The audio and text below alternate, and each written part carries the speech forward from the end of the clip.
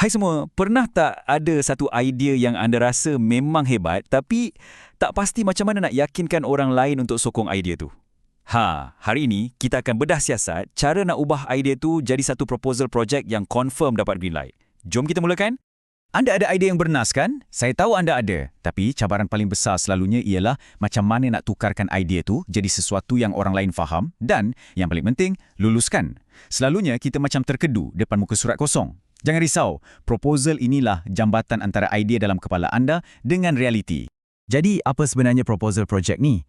Tolong jangan anggap ia macam kerja rumah yang leceh. Fikirkan ia sebagai pelan tindakan kejayaan anda.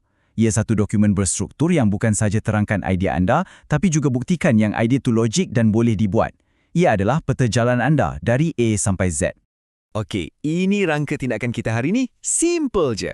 Kita akan mulakan dengan membina asas yang kukuh dalam bab 1.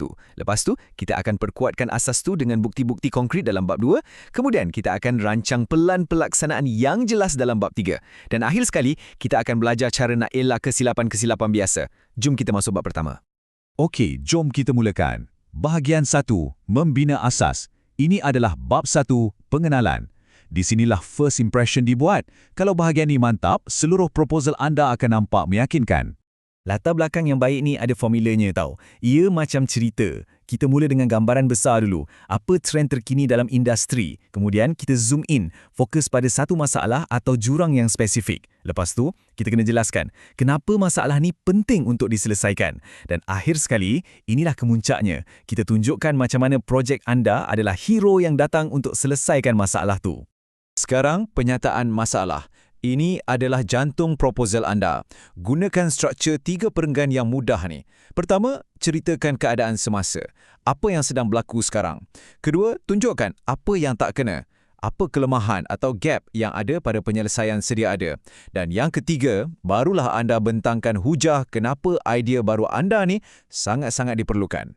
Objektif ni pula bukan sekadar angan-angan. Ia mesti smart, spesifik dan boleh diukur. Guna kata kerja yang jelas macam membangunkan, menguji atau menganalisis. Tak perlu banyak, cukup 2 atau 3 objektif yang betul-betul padu. Contohnya, untuk menguji penerimaan pasaran di kalangan pelajar universiti. Nampak tak? Jelas, spesifik dan hasilnya boleh kita ukur. Seterusnya, kita beralih ke bab 2. Pengukuhan bukti. Kalau bab 1 tadi adalah tapak rumah, bab 2 ni pula adalah bahan binaan, batu bata, simen dan besi yang akan mengukuhkan struktur projek kita. Kenapa kajian literatur ni penting sangat? Sebab ia menunjukkan yang idea anda bukan syok sendiri. Ia menyokong idea anda dengan teori-teori yang dah sedia ada, membuktikan yang anda memang faham apa yang anda cakapkan dan yang paling penting, ia bagi kredibiliti pada proposal anda. Inilah yang bezakan projek anda daripada sekadar andaian kepada sebuah cadangan yang berasaskan fakta. Dan berapa banyak rujukan yang kita perlukan? Tak perlu sampai 100. Ingat nombor keramat ni. Antara 3 hingga 5. Ini adalah jumlah minimum yang baik untuk tunjukkan yang anda dah buat kerja rumah anda secukupnya. Jadi, macam mana nak cari sumber yang betul? Okey, ini panduan pantas. Guna enjin carian akademik macam Google Scholar. Bukan Wikipedia sebagai sumber utama.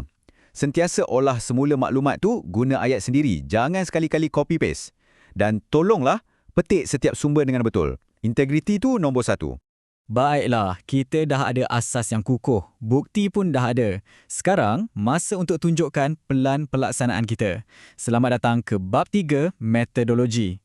Bahagian ini adalah tentang bagaimana projek anda akan dijalankan langkah demi langkah.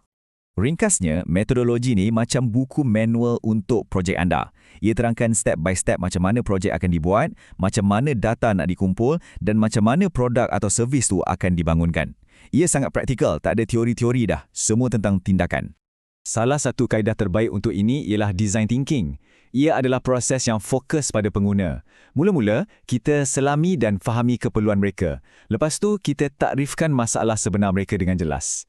Bila dah faham masalah, baru kita jana macam-macam idea penyelesaian. Dari situ, kita bina prototipe ringkas dan akhir sekali, kita uji prototipe tu dengan pengguna. Proses ni pastikan apa yang kita bina tu memang orang nak guna. Sebuah pelan yang hebat tanpa garis masa? Itu cuma angan-angan. Jadi, jangan lupa sediakan 1. Guna alat macam carta Gantt untuk susun tugasan penting dan jejak kemajuan dari minggu ke minggu. Inilah yang akan pastikan projek anda tak tersasar dari landasan. Kita dah hampir ke garisan penamat. Bahagian terakhir ni, kita panggil pemeriksaan akhir.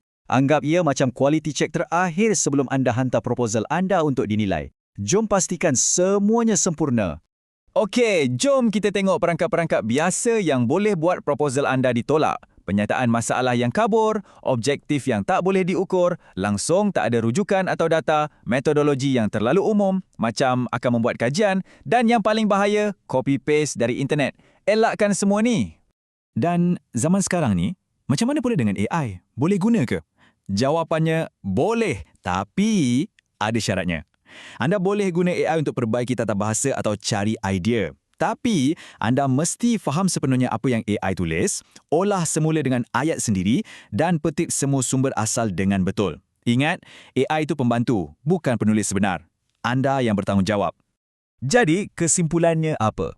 Sebuah proposal yang menang adalah proposal yang jelas, logik, disokong oleh data dan paling penting, nampak boleh dilaksanakan.